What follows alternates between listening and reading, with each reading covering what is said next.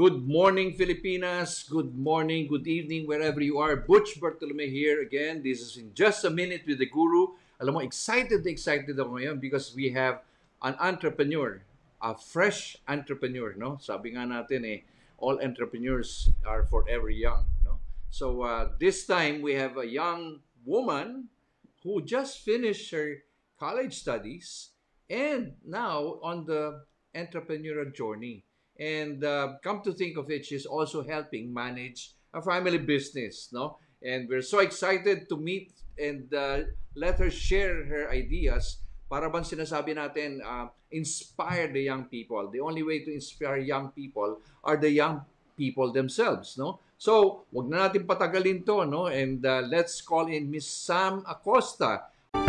At a very young age, I was exposed to deal with people by being involved in our family business. This has developed my interest in setting my own business, which is named Sam's Rice Hub. And to further enhance my business competencies, I am taking entrepreneurial management in the University of Asia and the Pacific, where I am a Dean's Lister. Starr Mall. Rice Mall. Right. Sam, good morning. Good morning. How are you? Good morning, sir. I'm doing fine. How about you? Okay, good. I just want to find out, Sam, you just finished your studies, no? Saan ka ba nag-graduate, Sam? I graduated in the University of Asia and the Pacific, sir. And I took entrepreneurial management. Wow. Entrepreneurial management. Tell us something Yes. about entrepreneurial management, Sam. What is that all about? Entrepreneurial management is about setting your own business while still being a college student, sir. So when we were in third year, kailangan po namin mag-set up ng own business that will earn at least 20,000 net income a month for us to pass. Uh-huh. And ano yung business na ginawa mo naman? What kind of business model did you choose? I chose a rice retailing store, sir, because I sourced out from our family business, which is Starr Ricemill Corporation. So what happened is that I'm the retailer and my parents are the wholesalers. Uy, magandang arrangement yan, no? So, para bang ikaw yung parents mo are, I'd like to say hello to Ronnie and Bex, no? Acosta, your parents, no? Sila yung Yes. wholesaler, ikaw naman yung retailer. Paano yung arrangement Yes, na ginawa ninyo? In my business po, there are my angel financiers. So some of my capital came from them while some came from my savings po. So what happened is that parang I'm their client as well, sir. I just get lower price from them so that I can be able to sell the rice to other people in a much lower price that can help me gain competitive advantage to my competitors. Okay. So, wala bang special treatment yan being a family business, no? Kumbaga, hindi ka ba binigyan ng discount or credit terms na pay whenever you can? You know? Ganun ba yun? In our family po, of course, we have close family ties. But when it comes to business, business is also business po. So business is business for us. That's good. I like that. I like that rule na sinasabi niyo sa ano. Kasi minsan, no, yung mga family business, di ba, Sam, nakikita natin, kay mama naman yan, kay papa naman yan, tsaka ako nang bayaran yan, no? Kita lang ng kita, sila mama, papa, hindi naman kumikita, no? Medyo one-sided.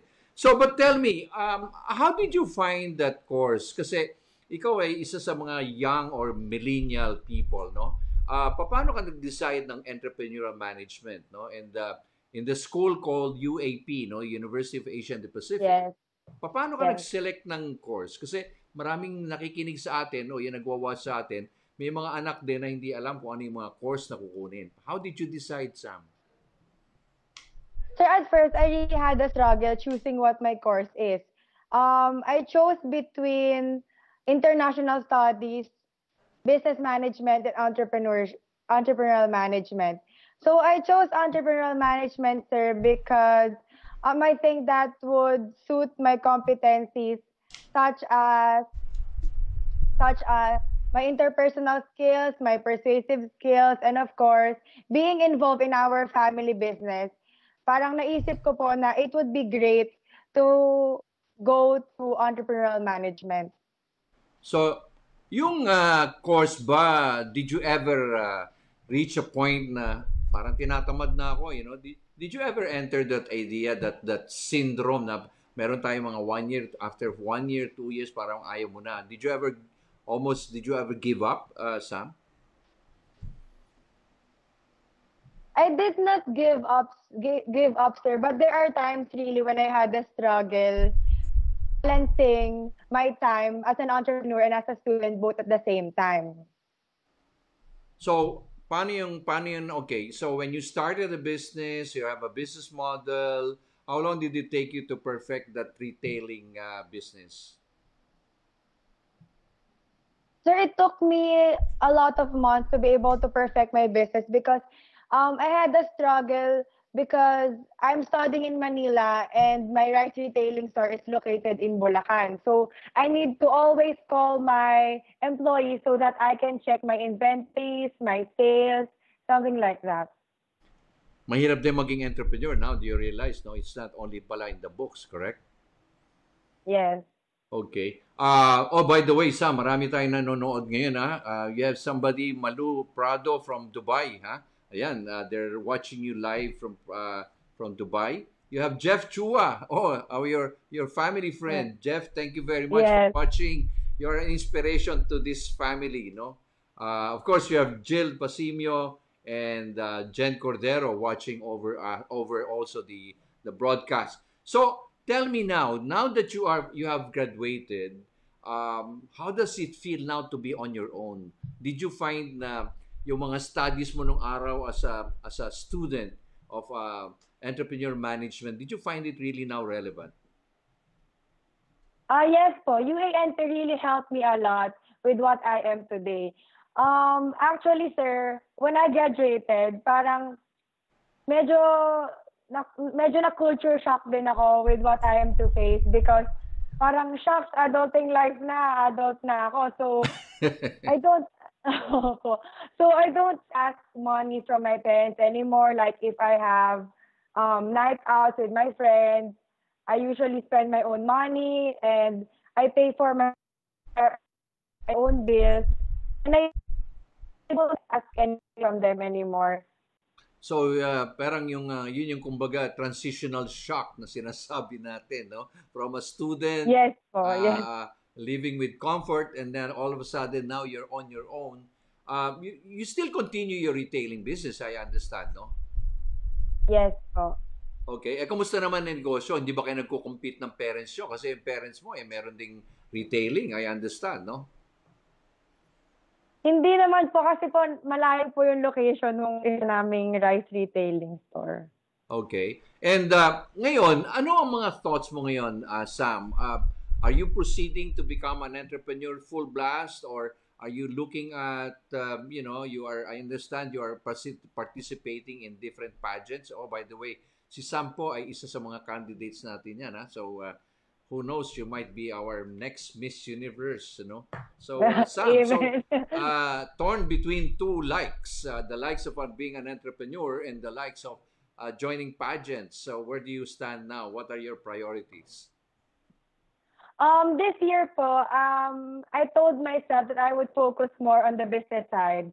But maybe next year, I'll focus on the pageantry side po. Once my business is already stable, I think that I would venture to joining beauty pageants again. Okay. And I understand you also began your cooking lesson, Sam. Tell me more about that cooking lesson. I started cooking lessons, I think, last month, and I'm having a lot of fun because I'm learning a new cuisine and it's fun. I thought that I don't know how to cook, but when I started enrolling and I started practicing different food, medyo may talent naman po pala ako doon kahit konti. So, akala ko nung araw ayaw mo magluto, no? Kasi natatakot ka. So, I think the lesson here is you were able to overcome that fear, no? Yung bang your limiting self, you're able to overcome that, no? Na-realize mo ba yun? Mm. Alin po? Yung dati sabi mo sa akin na para bang ay ang hirap magluto, hindi ako marunong magluto. But yung hirap na yon, you were able to jump over it, and now I think you are now doing your cooking class. Yes, sir. Actually, at first I was really scared because I don't know how to chop different kinds of vegetables and this deboning a chicken. But when I started doing it, kaya naman po palang matutunan. Oo, so hindi naman pala mahirap ang mahirap, di ba? Yes po. As long So, as you don't give up. okay, good. So anong klaseng niluluto mo? Share naman atin, no? Lalo na malapit na mag lunchtime. So Papa, ano ang mga niluluto mo ba? I'm focusing more po sa mga main dish. So like for example, give me a sample of main dish. Bibimbap, sir. Oh, so yung Korean. You love Yes. Korean food, no? So anong klaseng Korean Yes. food ang gusto mong i-develop mo yan? Kasi alam mo Sam, lahat ng entrepreneurs start from small, no? Sabi nga natin, start small, dream big, no? You're in that Yes. area wherein you're starting small, pero development of your product. So you're now in the development stage, no? Like Korean street food. Anong ginagawa mo? Ano talagang specialize mo? I'm focusing po talaga sa mga street foods that are seen in Korea, like fried odeng, something like that, sir. Oh, fantastic. So, kailan natin makikita yung business model na yan, no? Kasi I'm sure a lot of people are looking at ano kaya inlulutuin ni Miss Sam Acosta, no? Na may signature dish, no? So, yan ba na-testing mo na yung mga iyong dishes, no? Sa Korean dishes? Actually, nagluluto po ako here sa bahay and pinapatest ko po kila mommy. So, I'm asking for their feedback if masarap naman po yung luto. So, basically, I'm receiving positive feedbacks from them naman po. So, sir, I would like you to try some pag Malapit na, pagkita po. tatryin ko na yan, no? So, yan isa sa mga, alam mo, isa sa mga criteria kasi yan, no? When you develop a business, you have to put your heart and soul into it, no? What you're doing right now is you are not just cooking for the sake of cooking, no? But you are also cooking because you have a passion to start a business, no? Yes, sir.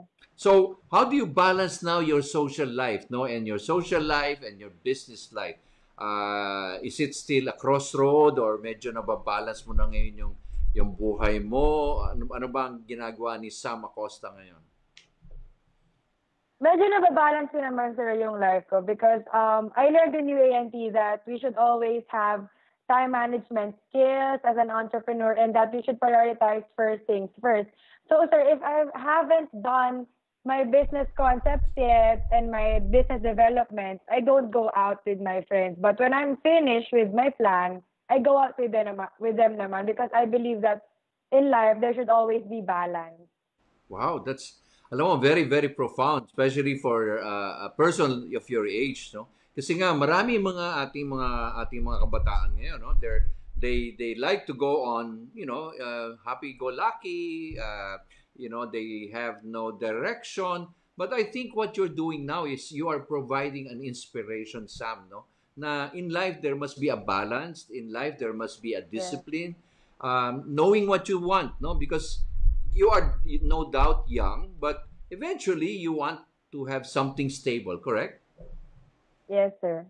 So, how do you now see your life for the next 5 years? Where would Sam be in the next 5 years? Sir, in the next 5 years, I see myself having a group of companies and that's really my dream, of course. Mhm. And on the pageantry side, I'm really hoping and praying to have a national and international crown soon for the next 5 years. What motivates you to join pageant the pageant world. Ano ba yung nagda-drive sa'yo, Sam? Ano yung goal na gusto mong ma-reach? Sir, pageantry is not just about all the glamour.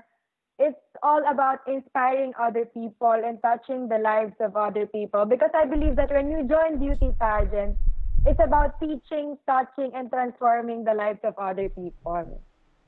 So parang it's not what you're doing right now. It's not you're telling people na hindi naman yung pabongga-bongga lang yan, no? Yes, Social-sosyalan, no? Para bang merong social dimension din naman yan, no? That yes. but has it helped your being having a strong self-confidence, Sam, of joining? Kasi alam ko, ako hindi ko kaya sumali sa ganyan, no? Ano yung self-confidence mo diyan? So I get my confidence from, of course, God and from my family and my friends because when they support me, sir, I really feel na kaya ko. And of course, one of one of my inspirations is that I would be able to inspire young kids na to be able to reach their dreams as well. Uh-huh. So, nung first time ka sumali sa pageant, Sam, tell us how you were. Ano ba yung feeling na nasa iyo noon? The first time you joined. The first pageant I joined was a school pageant when I was still in second year high school. So there was this time when our teacher in high school chose me to be the candidate or the representative rather of our year. So I was really overwhelmed by the fact that I was chosen, but I have this in mind that um I can get the crown if I work hard for it. So when I was in stage, I was really nervous and it was really nerve-wracking that I'm standing in front of a lot of people. I'm dancing, I'm walking, and of course, I'm conveying my thoughts during the Q&A. So it was really nerve-wracking, but with the help of God, with the help of my family, and with the support from my friends as well, I was able to garner my first title and my first crown during second year high school. Wow, congratulations, no? So talaga palang Thank you. when you put your heart and soul into it, you really can achieve it, no? Yes, Tama? yes, sir. So, but Correct. tell me, Sam, alam mo naman, pag nandiyan ka sa ganyan status or anybody else, you have critics, no? You have bashers, you have mga ganyan. How do Yes. you handle ba? How do you handle this? Kasi may mga tao tayo na mga kilala na feel down when they have bashers, they have people who critique them. How do you handle these people? Sir, if you're a public figure or if you're joining beauty pageants, it is really expected that you'll receive a lot of criticisms and that you'll have a lot of bashers. But what I tell myself is that um, self-confidence comes from within, and Mm. that what other people tell you doesn't define who you really are. So you just have to believe in yourself and to push them and to push yourself harder to prove them wrong. Oh, so that's something that you always psych yourself, no? Kumbaga, whenever you Yes. face the public, you always talk to yourself, no? Not pleasing others to make, to sort of please them, no? But rather establishing yourself as very formidable, no? So, Sam, Yes, sir. tell me now, marami tayong mga kabataan na who are losing hope, no? And I'm sure you have read that. We have cases of a high suicide incident among the young people. What piece of advice can you give, or what is really the situation among the young people that you see now? Um, Kids nowadays, sir, really face depression because of too much pressure around the surroundings. But what I can advise to young people like me is always believe in themselves.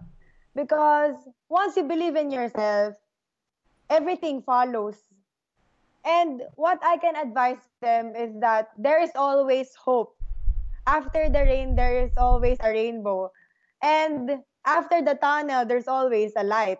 So you just have to wait for it and to trust in God that you will be able to surpass all the challenges and all the hurdles that will come along your way. You just have to believe and to trust in yourself. Alam mo, Sam, nakikita ko ngayon, I'm now showing the picture wherein you're with the kids. Ano ito? Is it a parish work, community work? Tell me more about this. You're very involved in this community work. I have a deep love for kids, sir. Uh-huh. Really. So, whenever I have time, I go to orphanages to be able to spend time with them. So, when I was young, I really dreamt of having a grand debut. Like, I'm wearing different kinds of gowns, I'll dance, Mm-hmm. and there would be so many people watching. But when I turned 18, something knocked into my heart that I should spend my debut sa orphanage po. So parang when my birthday really is nearing that time, instead of having a grand debut, parang I realized na I should spend my 18th birthday po with the kids so that hindi lang ako yung sasaya ng birthday ko. I would also make other kids happy. So I received a different kind of fulfillment within myself na it's all about helping other people and touching the lives of other people. So, yung na-feel mo doon, you mentioned orphanage, no? Did you ever feel that you're making people smile, especially these kids, no? Lalong-lalo na when they hug you, no? I've been through that stage wherein I felt the hug of a young child. Para bang you are like a parent, you are like their brother Yes. or their sister. Did you feel that? Para bang you're putting smile in their face? Yes po. Whenever we go to orphanages po, sobrang daming kids po talaga yung lumalapit. Like, they hug you, they kiss you. And sobrang sarap po sa feeling kasi parang you're making them feel that they are complete. Aha. Lalong-lalo na yung mga, alam mo, yung sa orphanage naman, no, meron tayong mga bata dyan na they really come from a very, very, kumbaga, masamang situation. Probably they were left by their parents or their parents, something happened to their parents. But I think what you're doing right now is really coming from your heart. No? I mean, you're not just doing this for the Yes. sake of making a show, is it? Yes, sir. So, I really have a deep love for kids po talaga.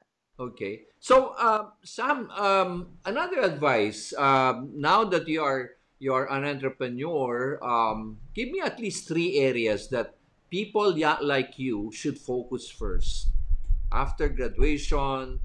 Those you have a choice of working for other companies or you have a choice of starting your own business. Ano yung mga advice mo ngayon na you have learned so far? If I am to summarize to 3 steps, what I learned is that first, you should never give up on your dreams. No matter how many trials, no matter how many hurdles come along your way, you should never give up, but rather you should always be resilient. Like, it's like a bamboo, sir, di ba? Na pag tinamaan ng wind, they only sway, but Mhm. it doesn't break, di ba? So, my advice is that you should never give up. Never ever give up on your dreams. If you want something, go get it. If there are people around you na nagda-doubt sa'yo, don't ever listen.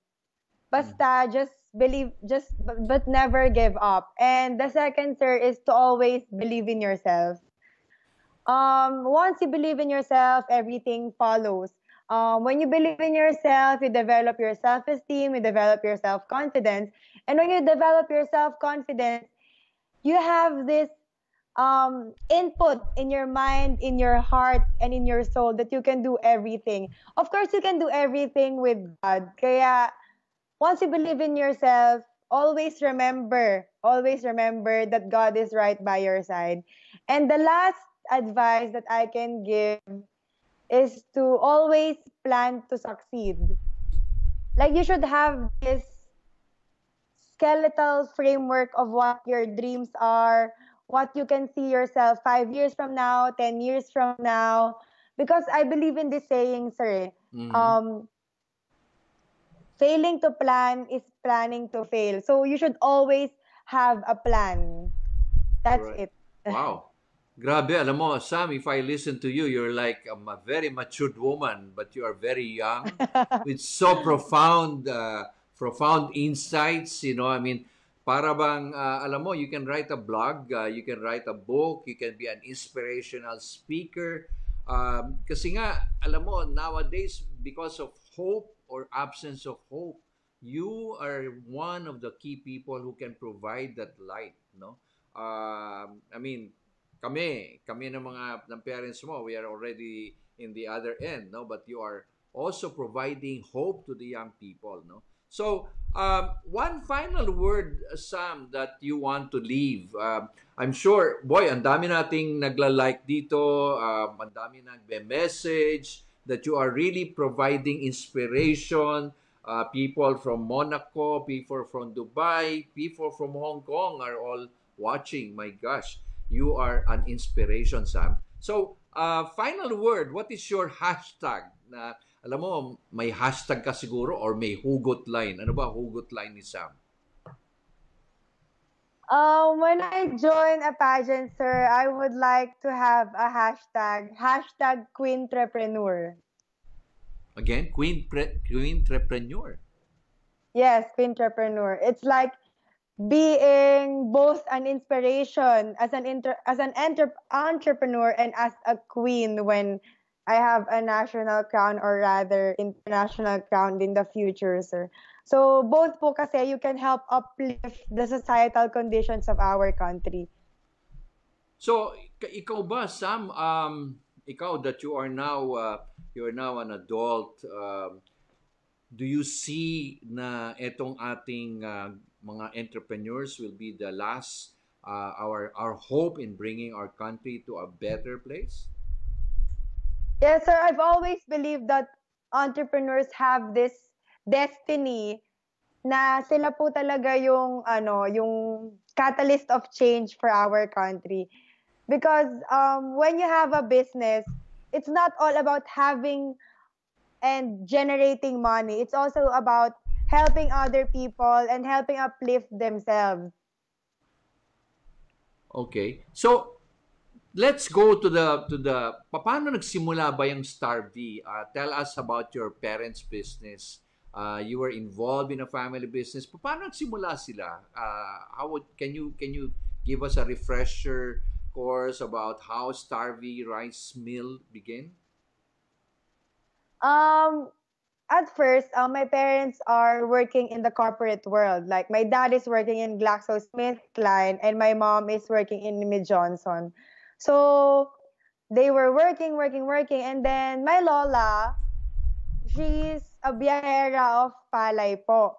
So dun po nag-start lahat. Like my lola told my parents na they should be a rice miller at first. So rice miller po muna sila for like I think 10 years, and after 10 years of being a rice miller, we were able to create our family business, which is Starvey Rice Mill Corporation.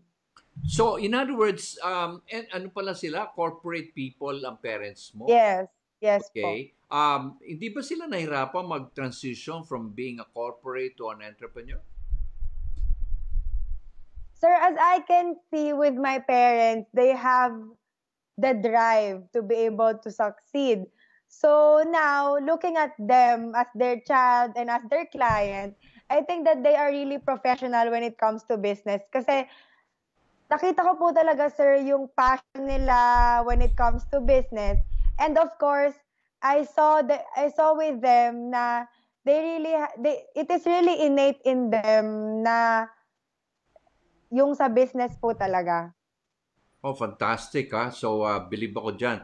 So, by the way, somebody from New Jersey is also sending his comments to you and message. You are really providing. Joy Reyes from New Jersey, ha? Yan, ha? Talagang global ka na, Sam. Marami tayong kaibigan dyan. New Jersey, Los Angeles are also watching. Joy, I hope you are watching that. And si Sam. Si Sam is one of our inspiration, young people. Also, John Chung, no? Of Aqua Swiss Perfume, no? Baka yan later on can be your sponsor for your pageant, ha? Mahusay yan, no? So, so from being a corporate or an entrepreneur, how long did it take them to really grow Starr V? Sir, it took them 10 years to be a rice miller first and then to be able to create our own Starr Rice Mill Corporation. And you being the eldest, ano naging challenge sa iyo yon? Sir, for me it wasn't a challenge because when my parents are in the corporate world, we seldom see them. But when they ventured into business, we always spend time together. So I think that's a positive happening. So, yan ang nagkaroon ng, alam mo, yan ang isa sa mga nagiging reasons ngayon, no? Like, especially our brothers and sisters na OFWs, no? The separation from their children. I think what you felt also is when your parents are in corporate world, you hardly see them because they were all busy. Now they're entrepreneurs. Now they have time Yes. for you, no? Para bang may bonding kayo parate, no? Yes po, yes po. So, I think that's one benefit ng having a business. At the same time, having a family business at that. So, Sam, again, I would like to get your update later on when you have developed and finished your Korean street food. Ano nga ba ang pangalan niyang Korean street food na gusto mong ibigay?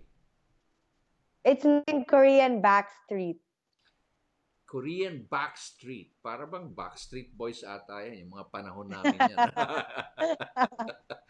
Alam ko, panahon namin yung Backstreet Boys. So, KBS. Is that KBS? Yes, KBS. Okay. And again, Sam, thank you very much. Alam ko, matagal tayo nag-prepare for this and you were all excited. And I'd like to greet everybody there in Bulacan, Pulilan, Bukawi. Mukhang marami na nanonood sa atin ngayon. Yung mga kamag-anak mo dyan, yung mga Leonardo family, the Acosta family. And really, I'm so proud and I'm sure I will share the joy of your parents, Ronnie and Bex, for seeing their daughter really with such profound direction and goal. And I can see that for the next 3-5 years. Sam Acosta, the queentrepreneur. Okay? Queen na, entrepreneur pa. No? Ang ganda ng hashtag na yon. So, Sam, thank you very much for being a guest in this Just a Minute. And I hope we'll see more of you. We'll be able to inspire more young people, especially with your thoughts. Maraming manonood dyan, no? So, especially yung mga sinabi mo ngayon. Okay, Sam, thank you very much and I hope to see you soon. Thank you, sir. Thank you very much. Thank you, sir. It's such an honor to be interviewed by you. Thank you po. Thank you, thank you, thank you. So, there you are, no? We just finished interviewing Sam Acosta, a young woman, a graduate of entrepreneur management from UAE or University of Asia and the Pacific. But again, she was not just an ordinary graduate. She has a direction. Meron siyang direction no? Alam niya yun, no? Kung ano yung gusto niyang gawin sa buhay niya. But again, she has also her desire to participate in all the pageantry, no? Ang kanyang focus is not for just social, but be able to send a message. Another thing with Sam is her passion to be with orphans, no? Passion to be with children. And whenever she has the time, she goes out and visits them. Alam mo, young people nowadays, we all have to have our sort of quality time, no? Making use of our time rather than just hanging out, saying boredom, idleness, and all this barkada, but make use of our time so that it is an investment for the future. Sam Acosta is a young woman, a queentrepreneur, sabi niya. And we hope to see her that someday she will be providing a lot of inspiration. Sabi nga niya, there is always hope. Whenever there is rain, there is always rainbow. And really fantastic. Again, Butch Bartolome, if you want to watch my past interviews, you can go to my YouTube channel, franchise consultants. And again, I'd like to thank a lot of people who really helped. Ang dami from New Jersey to Monaco to Dubai, Hong Kong, and all parts of the Philippines. Maraming salamat po. And again, lahat po ng ginagawa natin ay all for the glory of God's name. Maraming salamat po, Butch Bartolome. I'll see you again. Thank you.